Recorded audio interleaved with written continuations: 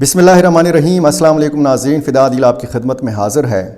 आपने ये जो तमनेल पढ़ा है इसके अल्फाज शायद आपको मुनासिब ना लगे हों।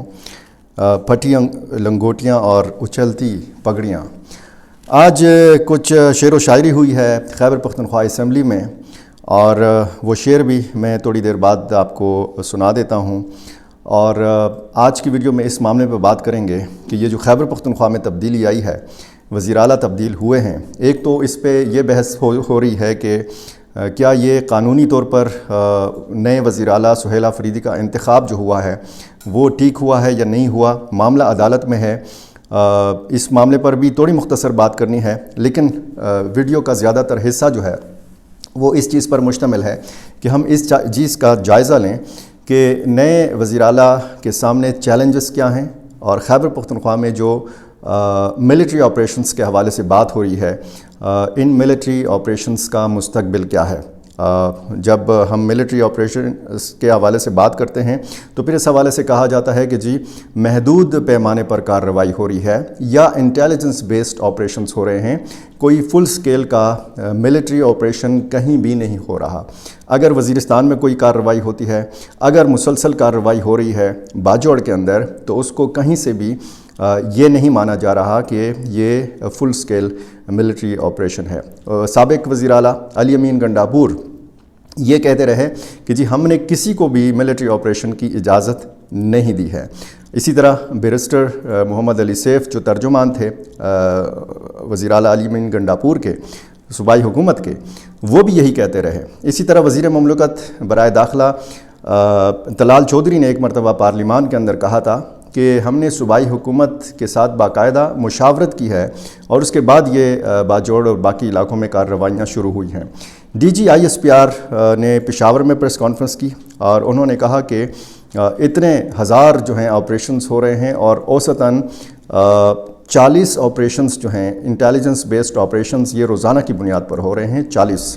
तो इस हवाले से भी बात की है सुहेल आफरीदी ने आज ऐवान में, और ये अशार मैं आपको पढ़ के सुना देता हूँ जो उन्होंने ऐवान में पढ़े हैं। इसके बाद कुछ क्लिप्स हैं, वो ज़रूर देखिएगा।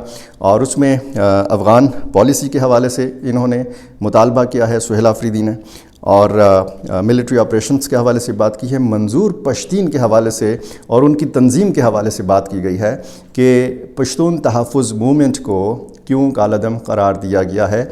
ये उन्होंने डिमांड की है कि मुझे ब्रीफिंग दी जाए। ये सारी चीज़ें, लेकिन पहले अशार सुन लीजिए। वो एक समंदर खंगालने में लगे हुए हैं, हमारी कमियां निकालने में लगे हुए हैं, वो जिनकी अपनी लंगोटियां तक फटी हुई हैं, हमारी पगड़ी उछालने में लगे हुए हैं। तो ये अशार पढ़े हैं सुहेल आफरीदी ने। कुछ और भी शेर पढ़े हैं। ज़ाहिर है कि एक लंबी चौड़ी उन्होंने तकरीर की, वो तकरीर शायद आपने पूरी सुनी होगी, लेकिन चूँकि हमारे और आपका जो दिलचस्पी का मौजू है वो सिक्योरिटी मामलात हैं, अफ़गानिस्तान है, यही जो सिलसिला है खैबर पख्तूनख्वा में अमन व अमान की सूरत हाल। सबसे पहले हम सुन लेते हैं मिलिट्री ऑपरेशंस के हवाले से सुहेल आफरीदी ने ऐवान में क्या कहा। जिस तरह मेरा लीडर, मेरा कायद जनाब इमरान खान साहब मिलिट्री ऑपरेशन के खिलाफ हैं, इंशाल्लाह हमारे होते हुए कोई मिलिट्री ऑपरेशन नहीं कर पाएगा। मिलिट्री ऑपरेशंस कभी भी एक मसले का हल नहीं है। दुनिया डायलॉग्स की तरफ जा रही है। इधर हमारे वाले प्रेस कॉन्फ्रेंस करके कहते हैं कि हमने 14,000 इंटेलिजेंस बेस्ड ऑपरेशन किए हैं, लेकिन दहशतगर्दी वैसी की वैसी है। आज भी मेरे लोग IDPs हैं, आज भी मेरे लोगों के घर उजड़ रहे हैं, आज भी मेरे लोग शहीद हो रहे हैं। तो ऐसे ऑपरेशंस का क्या फायदा। इंटेलिजेंस बेस्ड ऑपरेशन के अलावा 20 से ज्यादा जो है ये मिलिट्री ऑपरेशन भी कर चुके हैं, अभी भी कहते हैं दहशतगर्दी है। तो अगर दहशतगर्दी आज भी है इतने ऑपरेशंस के बाद, तो इसका मतलब है कि मिलिट्री ऑपरेशन किसी चीज का हल ही नहीं है। ये बात 2004 में मेरा लीडर, मेरा कायद जनाब इमरान खान साहब कहता था। इसका हल क्या है, हल भी बता देते हैं। जनाब स्पीकर, انہوں نے ہمیشہ تمام فیصلے بند کمروں میں کیے ہیں. انہوں نے ہمیشہ فیصلے اپنی ذات کے لیے کیے ہیں. انہوں نے ہمیشہ فیصلے اپنے لیے اور اپنے بچوں کے لیے کیے ہیں. یہ اس مسئلے کا حل نہیں ہے. حل یہ ہے کہ آپ نے جہاں پر دہشت گردی ہے یعنی خیبر پختونخوا کی گورنمنٹ جہاں پر آپ کہہ رہے ہیں دہشت گردی ہے, وہاں کے لوکل ریپرزنٹیٹیوز, ہمارے پارلیمنٹیرین, وہاں لوکل عوام, وہاں کے عمائدین, وہاں کے مشران, ان کو آپ نے اعتماد میں لینا ہوگا. ان سے آپ نے پوچھنا ہوگا کہ اس کو کس طرح ختم کیا جائے, تب اس کا حل نکلے گا.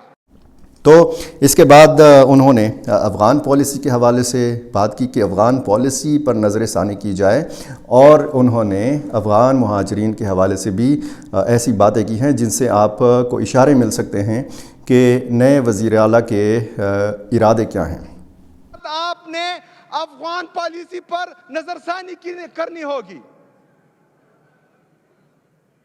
میرا لیڈر, میرا قائد جناب عمران خان صاحب جب وزیر اعظم تھا پاکستان کا, تب افغانستان میں اشرف غنی کی حکومت تھی, جس سے پاکستان کے اتنے اچھے خاصے تعلقات نہیں تھے.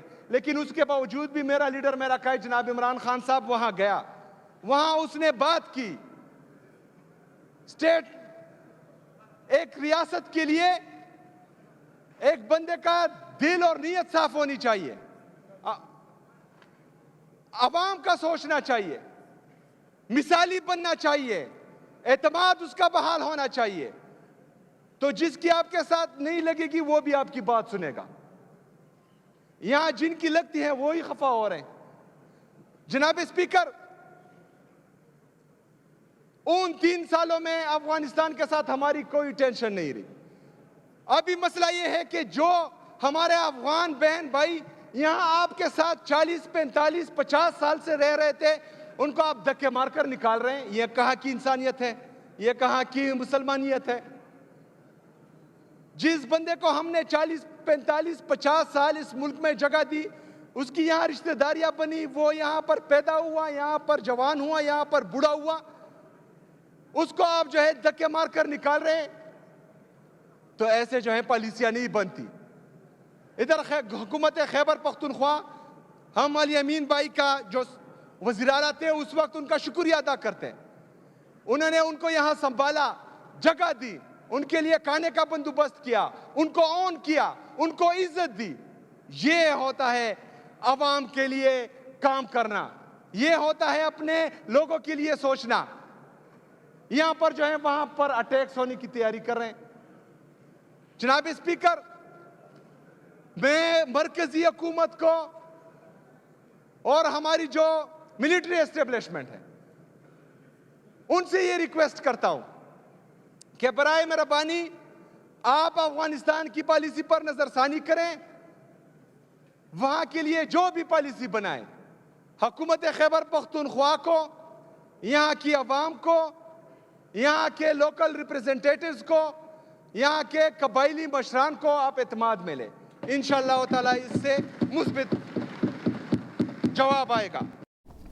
اچھا, یہ جو پشتون تحفظ موومنٹ ہے, اس نے تقریباً 1 سال پہلے جمرود میں اس مقام پر ضلع خیبر میں جو بالکل پشاور کے ساتھ ہی ہے, یہاں پر ایک پشتون قومی عدالت یا پشتون قومی جرگے کا انعقاد کیا تھا. یہاں پہ ایک افسوسناک واقعہ بھی ہوا تھا. فائرنگ کے نتیجے میں 4 یا 5 جو کارکن تھے پی ٹی ایم کے, یہ شہید ہو گئے تھے. اور اس کے بعد پھر اجازت کا مسئلہ پیدا ہو گیا تھا کہ جی یہ جرگہ یا یہ قومی عدالت اس کا انعقاد ہو سکتا ہے یا نہیں ہو سکتا. پھر انہی دنوں میں ہم نے دیکھا کہ وفاقی حکومت نے پشتون تحفظ موومنٹ کو باقاعدہ طور پر کالعدم قرار دے دیا. اور اس جرگے میں یا اس قومی عدالت میں ہم نے دیکھا کہ گورنر خیبر پختونخوا فیصل کریم کنڈی نے بھی اس میں شرکت کی, اس میں باقاعدہ تقریر بھی کی, اور اس میں وزیر اعلیٰ خیبر پختونخوا اس وقت علی امین گنڈاپور باقاعدہ شریک ہوئے. انہوں نے تقریر بھی کی. تمام سیاسی جماعتوں کے جو رہنما تھے وہ وہاں پہ شریک ہوئے. لیکن اس کے بعد پھر ہم نے دیکھا کہ ایک کریک ڈاؤن کا سلسلہ جو ہے یہ شروع ہو گیا. تو جو بات کی سہیل آفریدی نے پشتون تحفظ موومنٹ کے حوالے سے، انہوں نے کہا کہ جی مجھے اس حوالے سے بریفنگ لینی ہے۔ پشتون تحفظ موومنٹ کو انہوں نے کل عدم کیا ہوا ہے، منظور پشتین کو اور ان کے پولیٹیکل ورکرز کو جو اس کے ساتھ ہوتے ہیں ان کو شیڈول 4 میں ڈالا ہوا ہے۔ میرے حلقے کا ملک نصیر کو کی خیل، ان کو بھی شیڈول 4 میں ڈالا ہے۔ اس طرح کے ہمارے باقی دوست نجیب ممند اور بہت سے دوست شیڈول 4 میں ڈالا ہے۔ میں مرکزی حکومت سے بات کروں گا انشاءاللہ تعالیٰ، پہلے اس بات کی وضاحت کروں گا کہ جو لوگ اپنا حق مانگ رہے ہیں آپ نے ان کو کل عدم کیوں کیا ہوا ہے۔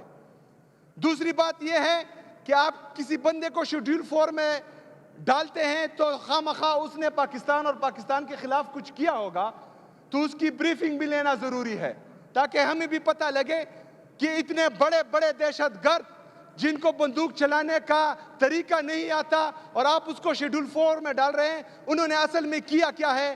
تو انشاءاللہ تعالیٰ اس پالیسی پر ہم پورا زور ڈالیں گے کہ اس پر نظر ثانی ہو۔ تو اب یہ جو پی ٹی ایم کے کارکن ہیں، ظاہر ہے کہ ان کو بھی یہ بات اچھی لگی ہوگی، افغان مہاجرین کو بھی یہ تقریر بڑی اچھی لگی ہوگی۔ اب چیلنجز کیا ہیں؟ چیلنجز جو ہیں یہ گنڈاپور کے سامنے جس طریقے سے چیلنجز تھے، ایک تو جو بڑی وجوہات ہیں وہ یہی ہیں، ان میں ایک بڑی وجہ یہ بھی بتائی جا رہی ہے کہ علی امین گنڈاپور سے استعفیٰ کیوں لیا گیا، عمران خان نے ان کو کیوں تبدیل کیا۔ اس میں ایک بڑی وجہ یہ ہے کہ وہ ملٹری آپریشنز روکنے میں کامیاب نہیں ہو سکے، اور اسی طرح اب ایک بڑا امتحان سہیل آفریدی کا شروع ہوا ہے ملٹری آپریشنز کے حوالے سے۔ یہ کیسے ہوگا؟ وفاق کے ساتھ جو ورکنگ ریلیشن شپ ہے وہ کیسے ہوگا سہیل آفریدی کا، اور جس طریقے سے وہ پہلے بھی کھل کے بات کرتے تھے، کھل کے تقریریں کرتے تھے، اور انہی تقریروں کی وجہ سے ان کا پھر ایک تاثر بنایا گیا کہ جی اینٹی اسٹیبلشمنٹ جو ہے وہ ایم پی اے ہے یا کابینہ کا رکن ہے، اور اس کو پھر وزیر اعلیٰ بنایا جا رہا ہے۔ D G I S P R نے باقاعدہ پشاور میں پریس کانفرنس کی اور انہوں نے کہا کہ کوئی بھی اینٹی اسٹیبلشمنٹ بندہ جو ہے وہ ان کو قبول نہیں ہوگا۔ یہاں سے پھر ہم ایک لفظی محاذ آرائی کا سلسلہ بھی دیکھتے ہیں، یہ بھی ایک بہت بڑا چیلنج ہے۔ اور سب سے بڑا چیلنج جس طریقے سے انہوں نے 9 مئی کے واقعات کے حوالے سے اپنی تقریر میں کہا کہ جی ایک کمیشن بنانا چاہیے تاکہ پتہ لگے کہ 9 مئی کے واقعات میں تحریک انصاف کے لوگ ملوث ہیں یا کسی اور نے یہ کیا ہے، تو اسی طرح کا کمیشن سہیل آفریدی کو بنانا چاہیے جس کے حوالے سے یہ تحقیقات ہوں کہ ماضی میں قبائلی علاقوں کے ساتھ کیا کیا گیا۔ گراؤنڈ پہ کوئی ترقیاتی کام اگر نہیں ہوا اور کاغذوں میں فائلوں میں ہوا ہے تو پھر ان کا کھوج لگانا چاہیے، کیونکہ وہ قبائلی علاقوں سے پہلے وزیر اعلیٰ ہیں۔ قبائلی ہونا، انہوں نے کہا کہ مجھے قبائلی ہونے پہ فخر ہے، اور ظاہر ہے کہ اس حوالے سے بھی ان پر بھاری ذمہ داریاں عائد ہوتی ہیں۔ جس طریقے سے باقی قبائلی اضلاع جو ہیں، مرج اضلاع، یہ پسماندہ ہیں، اسی طرح خیبر بھی پسماندہ ہے۔ علاقے کے لوگ بھی ان سے یہ چاہیں گے کہ وہاں پہ ترقی ہو۔ جس جگہ پہ پشتون تحفظ موومنٹ کا ایک جرگہ ہوا تھا وہ سہیل آفریدی کے حلقے میں ہی آتا ہے، نصیر کو کی خیل کا باقاعدہ انہوں نے نام لیا۔ اسی طرح یہ بہت بڑا ایک چیلنج ہوگا ان کے لیے بطور وزیر اعلیٰ۔ کیسے قبائلی علاقوں کے نوجوان جو ہیں ان کی بھرتیاں کی جاتی ہیں مختلف تنظیموں میں، وہاں پہ اگر کسی نوجوان کے پاس تعلیم نہیں ہے، کسی نوجوان کے پاس اگر ہنر نہیں ہے، اس کو اگر کسی تنظیم کی طرف سے 15-20 ہزار روپے منتھلی مل رہے ہیں، ان کو ایک موٹر سائیکل مل رہی ہے، ایک علاقہ مل رہا ہے، ایک بندوق مل جاتی ہے، اور اس کو کہہ دیا جاتا ہے کہ جی آپ اس علاقے کے ڈان ہیں، تو پھر ظاہر ہے کہ یہ صورتحال ہوگی جس طریقے سے ہم قبائلی علاقوں میں دیکھ رہے ہیں۔ ہمیشہ یہی کہا جاتا ہے کہ شدت پسندی، انتہا پسندی اور دہشت گردی نے غربت اور بے روزگاری کی کوکھ سے جنم لیا ہے، تو یہ ساری تحقیق بھی کرنی ہے۔ اب افغان پالیسی جو ہے، جس طریقے سے یہ ٹائمنگ آپ دیکھیں کہ ادھر باقاعدہ جنگ سے ہو کے گزرے ہیں پاکستان اور افغانستان، اور ادھر جو ہیں سہیل آفریدی صاحب جو ہیں وہ نئے وزیر اعلیٰ بنے ہیں۔ تو اس حوالے سے جیسے علی امین گنڈاپور کہا کرتے تھے کہ جی مجھے اپنا وفد لے کے جانا ہے کابل اور طالبان کی حکومت سے بات کرنی ہے، اب تو ظاہر ہے کہ ایسی کوئی صورت تو بن نہیں سکتی جو اس وقت کشیدہ صورتحال ہے، یہ کشیدہ صورتحال یہ کیسے نارمل ہوگے، یہ معاملات کیسے نارمل ہوں گے، ظاہر ہے کہ اس کے لیے وقت لگے گا، یہ دنوں میں نارمل ہونے والے بحال ہونے والے معاملات نہیں ہیں۔ معمول پر جب یہ حالات آئیں گے تو ظاہر ہے کہ اس میں ہفتے مہینے لگ سکتے ہیں۔ یہ ایک بہت بڑا چیلنج ہوگا، اور ظاہر ہے کہ جب ہم ملٹری آپریشن کے حوالے سے بات کرتے ہیں تو اس حوالے سے باقاعدہ رائے جو ہے سیاسی جماعتوں کی تقسیم ہے، آپریشن ہونا چاہیے یا بات چیت کے ذریعے مسئلے کا حل نکالنا چاہیے۔ دونوں معاملات جو ہیں اس پہ کوئی یکسوئی نہیں ہے۔ یکسوئی تب پیدا ہوگی جب جس طریقے سے وہ کہہ رہے تھے کہ جی بند کمروں میں فیصلے نہیں ہونے چاہیے، اب کھل کے ساری چیزیں ہونی چاہیے، ساری بات چیت ہونی چاہیے۔ تو ایک تو آئینی اور قانونی جس طریقے سے بات کی جا رہی ہے کہ جی سہیل آفریدی جو ہیں یہ آئینی وزیر اعلیٰ ہیں یا ان کے آگے ابھی رکاوٹیں ہیں، کیونکہ حلف کے حوالے سے بڑی بات کی جا رہی ہے۔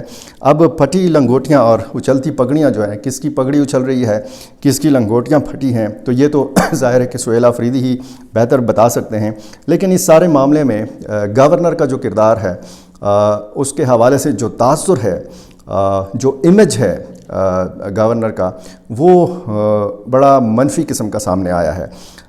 مینڈیٹ ملا ہے، اس میں کوئی شک نہیں ہے، تحریک انصاف ایک حقیقت ہے، اور اگر پارلیمان کے اندر باقاعدہ علی امین گنڈاپور نے اٹھ کے یہ بات کی ہے کہ جناب میں نے استعفیٰ دیا ہے 2 دفعہ دیا ہے، تو پھر یہ کیسے ہو سکتا ہے کہ میرا استعفیٰ جو ہے اس حوالے سے شکوک و شبہات کو جنم دیا جائے۔ گورنر خیبر پختونخوا فیصل کریم کنڈی نے 8 اکتوبر کو علی امین گنڈاپور کا استعفیٰ وصول کرنے سے انکار کیا تھا، یعنی انہوں نے نہیں مانا تھا کہ جی یہ مجھے موصول ہوا ہے، اور اسے ایک جعلی خبر قرار دیا تھا۔ اب جو انہوں نے جب وزیر اعلیٰ یعنی علی امین گنڈاپور کو لکھا خط، تو اس میں باقاعدہ انہوں نے پہلے والے استعفے کی تصدیق کی۔ فیصل کریم کنڈی نے جو صورتحال کریٹ کی ہے، جو بنائی ہے، اب ظاہر ہے کہ وہ کہیں پہ سرخرو ہوئے ہوں گے، لیکن یہی سیاسی جماعتیں ہیں جو وفاق میں برسر اقتدار ہیں۔ اب جو جس طریقے سے انہوں نے 15 اکتوبر کو علی امین کو طلب کیا ہے، علی امین جائیں گے گورنر ہاؤس یا نہیں جائیں گے، یہ تو ظاہر ہے کہ آنے والے 1-2 دن میں پتہ چل جائے گا۔ لیکن اس وقت ایک مینڈیٹ والی سیاسی جماعت کو اس طریقے سے روکنا ان کے اپنے فیصلوں سے، تو ظاہر ہے کہ اس سے عوامی جو ایک تاثر ہے وہ ٹھیک نہیں جا رہا۔ یہی سیاسی جماعتیں جب الیکشن ہوتا ہے تو پھر وہ خیبر پختونخوا بھی آتی ہیں، وہ قبائلی علاقوں میں بھی آتی ہیں، لوگوں سے ووٹ بھی مانگتی ہیں۔ یہی گورنر خیبر پختونخوا سے تعلق رکھتے ہیں، یہی جو لوگ ہیں، ظاہر ہے کہ ایک عجیب قسم کی سیاسی صورتحال پیدا ہو گئی ہے، اور اس میں جب ہم امن و امان کی صورتحال کے حوالے سے بات کرتے ہیں، لوگ امن کے لیے چیخ رہے ہیں، امن پاسون ہو رہے ہیں، امن مارچ ہو رہے ہیں جگہ جگہ، لیکن جب سیاسی اکابرین جب صوبے یا وفاق کے بڑے اس طرح آپس میں لڑیں گے اور کسی جگہ پر بھی آپ کو قومی اتفاق ہوتا ہوا نظر نہیں آئے گا، تو پھر معاملات اسی طرح خراب ہوں گے۔ ایک طرف ہماری مشرقی سرحد ہے جہاں سے کہا جا رہا ہے کہ کسی بھی وقت ہندوستان ایک بار پھر حملہ آور ہو سکتا ہے، دوسری طرف ہمارے افغانستان کے ساتھ معاملات خراب ہیں، اور پھر جب ہم اندرونی محاذ آرائی دیکھتے ہیں اور سیاسی محاذ آرائی دیکھتے ہیں تو ظاہر ہے کہ اس کا بہت افسوس بھی ہوتا ہے۔ میرا چینل آپ نے ابھی تک سبسکرائب نہیں کیا، یہ کر لیجئے اور مجھے اپنی رائے سے ضرور نوازا کیجیے۔ بہت شکریہ۔